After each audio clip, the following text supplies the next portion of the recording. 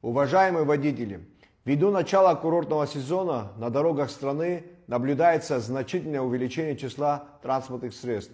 УГАИ в очередной раз обращается к вам с призывом соблюдать правила дорожного движения. Соблюдайте скоростной режим и дистанцию. Выбор скорости, не соответствующей дорожным условиям, нарушение скоростного режима и несоблюдение дистанции являются одной из наиболее частых причин ДТП согласно статистике. Никогда не садитесь за руль в состоянии усталости, в плохом самочувствии. Помните, алкоголь и транспортное средство – вещи несовместимые. Управляйте транспортным средством внимательно и осторожно. Не отвлекайтесь за рулем. Не разговаривайте во время управления транспортным средством по телефону, так как это отвлекает внимание.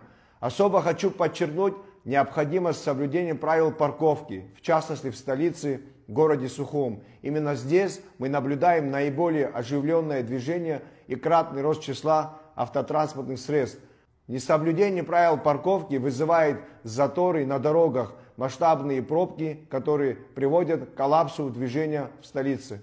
Напоминаю, стоянка машин запрещена на пешеходных переходах и ближе 5 метров перед ними, на проезжей части вблизи опасных поворотов, на пересечении проезжих частей, ближе 15 метров от мест остановки маршрутных транспортных средств, в местах, где транспортное средство закроет от других водителей сигналы светофора, дорожные знаки и сделает невозможным движение других транспортных средств и других запрещенных местах.